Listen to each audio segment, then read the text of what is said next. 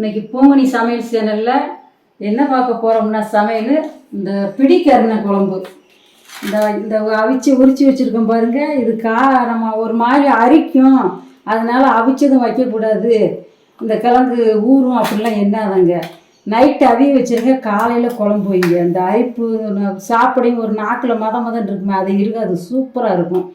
இந்த இருக்குது தேவையான அளவு இந்த 5 கிழங்கு அவிச்சு உரிச்சு வச்சுருக்கேன். சின்ன வெங்காயம் போடுங்க, வெள்ளைப்பொடி இப்போ வறுக்கிறதுக்கு எடுப்போம்.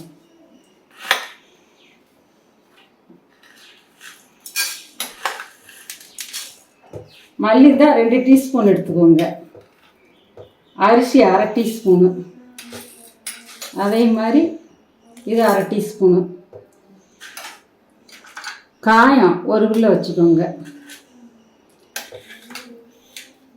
சீரகம் 1 டீஸ்பூனு வைக்கலாம், சீரகம் கூடவே வச்சுக்கோங்க. இந்த இருக்கிறவங்க மஞ்சத்தூண்டு, இவ்வளோ மஞ்சள் போட்டுக்கோங்க. கருவேப்பிலை போட்டுக்கணும் இன்னும்.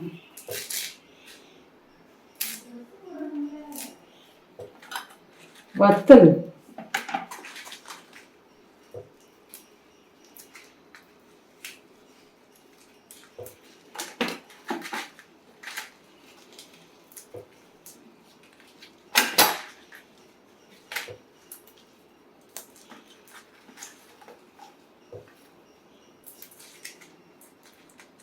அஞ்சு 6 வத்தல் வச்சிருக்கிறேன்.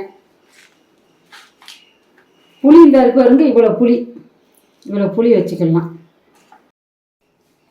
இப்போ எடுத்து வச்ச மசாலாகளை வறுத்துக்கிடுவோம்.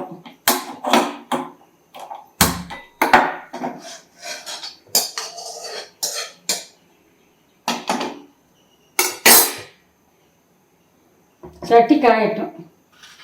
இந்த ஏற்கனவே இந்த பிடிகரணை இந்த மூலக்கடுப்புக்கு ரொம்ப மருத்துவமான குழம்பு. இந்த குழம்பு வாரம் ஒரு முறை வச்சு கொடுங்க பிள்ளைகளுக்கு, குழந்தைகளுக்கே நல்லா கொடுக்கலாம். அந்த கிழங்கு குழம்பு கொடுத்தா நல்லா சாப்பிடுங்க பிரியமா.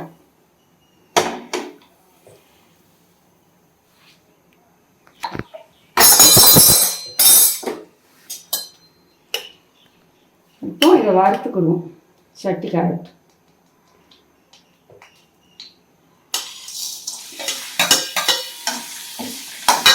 தேங்காய் வத்தல் எல்லாத்தையுமே ஒன்றா போட்டு வறுத்துருங்க.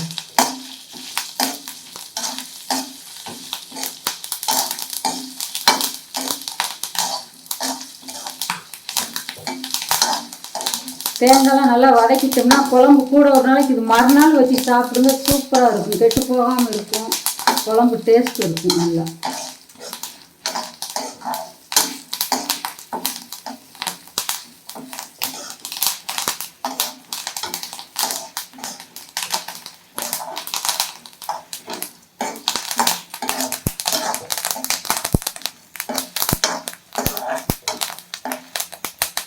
நல்லா கருக்காமல் வறுக்கணும். இந்த வறுவட்டு சேர்ந்து அரிசியெல்லாம் இந்த பத்தில் இப்போ ஸ்டவ் ஆஃப் பண்ணிடும்.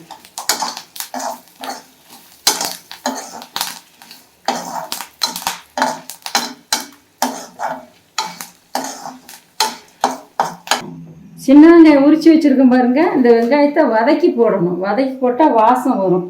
இப்போ இதை வதக்கி வச்சுருவோம். நல்லா முழுசாக தான் உரிச்சு வச்சுருக்கிறேன்.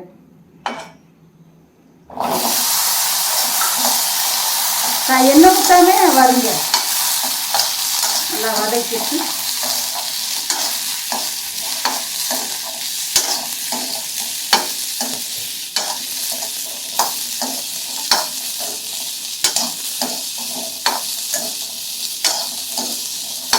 ரொம்ப கருக்காம லேசா வதக்கினா போதும், அந்த பச்சை வாரம் மாற.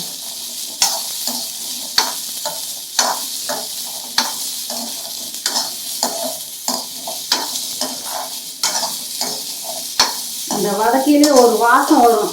அரையில் அந்த வெங்காயத்தை ஸ்டவ் ஆஃப் பண்ணிடுவோம். போதும், இவ்வளோ வதக்கணும். இப்போ வறுத்து வச்சுட்டு அரைச்சி எடுத்துக்கிடுவோம்.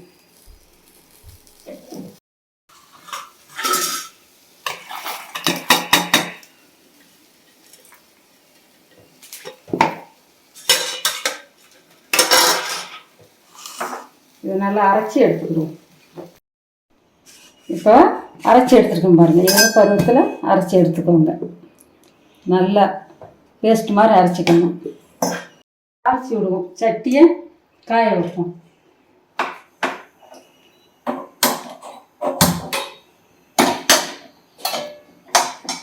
தக்காளி வெட்டையில் இந்த இப்படி வெள்ளையாக இருக்கும் ஒன்று, அதை எடுத்துருங்க. தக்காளி உங்களுக்கு நல்லா வதங்கும். இதில் இந்த இந்த இடத்துல இருக்கும், மூக்கில் இருக்கும், அதை எடுத்துருங்க. நல்லா தக்காளி வந்து வதங்கிடும், கல் மாதிரி கிடக்காது.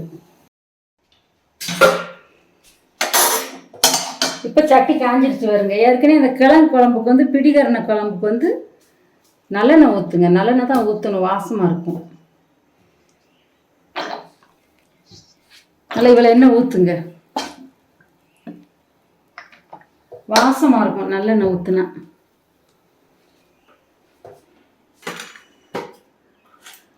வெந்தயம் போட்டு தாளிக்கணும். இவ்வளோ வெந்தயம் போடுங்க,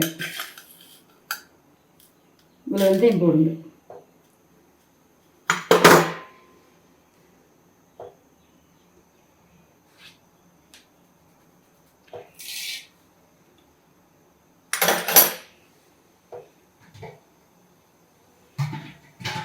ஏற்கனவே வெங்காயம் வெட்டி வச்சுருக்கேன் பாருங்கள். தாளிக்கிறதுக்கு வெங்காயம் 4 பச்சை மிளகா வெட்டி வச்சுருக்கிறேன்.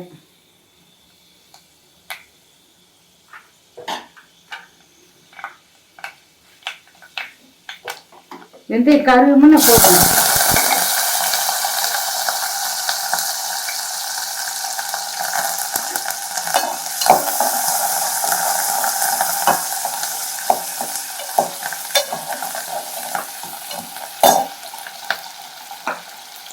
இந்த பூண்டு வச்சிருக்கோம் பாருங்க, இதை தட்டி போடுவோம்.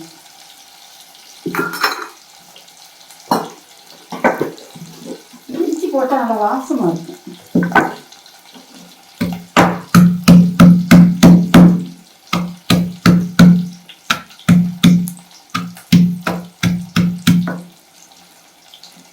இதை மாதிரி ரொம்ப மையாவும் தட்டாதங்க, இதை மாதிரி தட்டின்னு போடுங்க.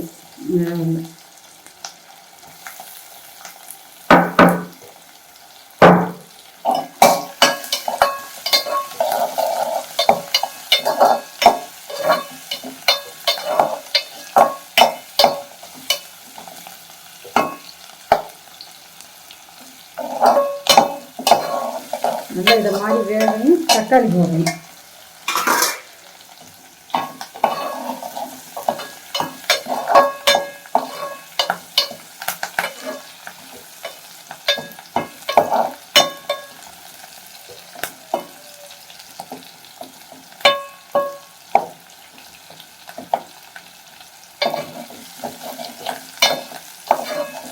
நல்லா அதெல்லாம் வதங்கி வாசம் வரும். அப்போ தான் நல்லா வெந்தால் இந்த மிளகாலாம் அந்த வெள்ளையை நல்லா வேகு வந்து காரம் இருக்காது. மிளகாலாம் இப்படி எண்ணெயிலே வேக விட்டுட்டா. இப்போ தக்காளி போடணும்.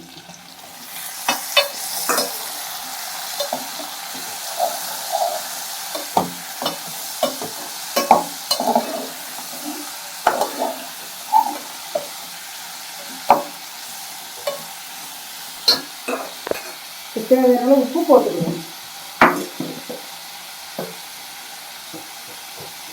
இதில் உப்பு போடணும்.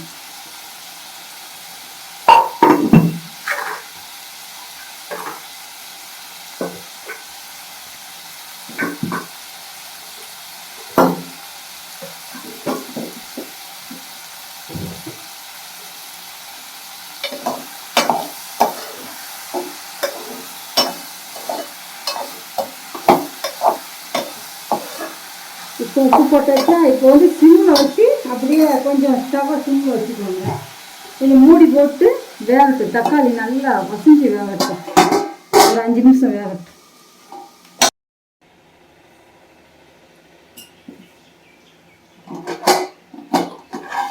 தக்காளி இந்த வதங்கிட்டு வருங்க. சிம்மில் வச்சு வேக வைங்க, நல்லா வதங்கிடும்.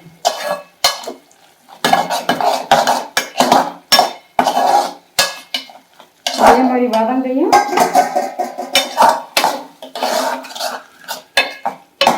இந்த வதக்கி வச்ச வெங்காயத்தை போடுவோம்.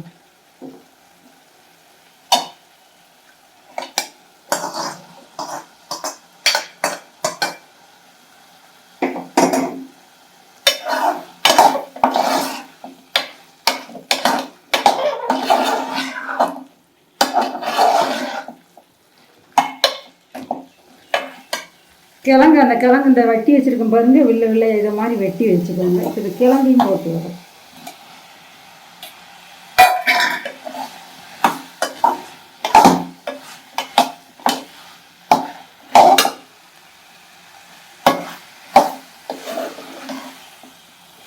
இப்போ அரைச்சி வச்சோம்ல அந்த மசாலா போடும்.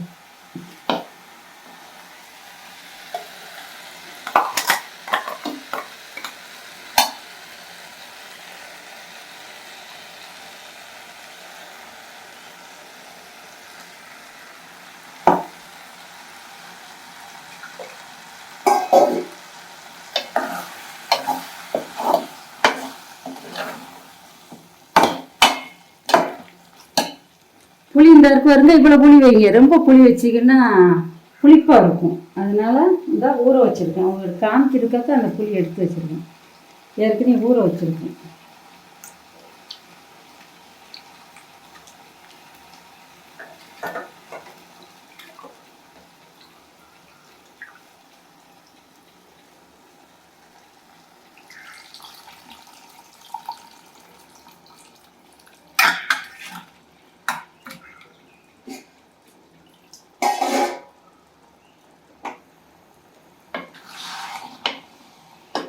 தேவையான அளவு தண்ணி ஊற்றிக்கிடுவோம்.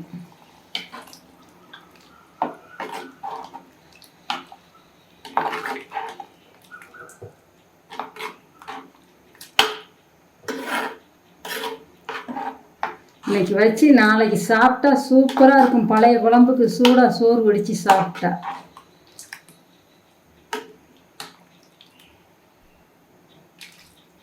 மீன் குழம்பு மாதிரி இருக்கும், வாசம் வரும்.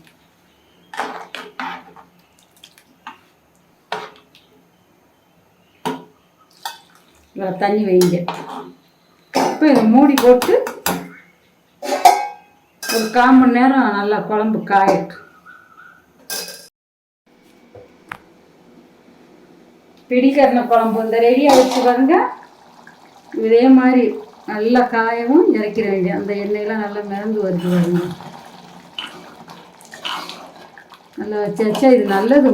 நல்லா குழம்பு உடம்புக்கு நல்லது. பிடிக்கரணன்னு சில பேர் வைக்க மாட்டாங்க, ஊறல் இருக்கும் அப்படின்னு. இதை வச்சு சாப்பிடுங்க, நல்லது. வளர்த்துக்க இந்த மூளைக்கடுப்புக்கெல்லாம், மூளைக்கடுப்புக்கார் மெயினாக சாப்பிடலாம் அந்த குழம்பு. நல்லா மணக்கும். நாளைக்கு இந்த குழம்பு ஆற சாப்பிட சூப்பராக இருக்கும்.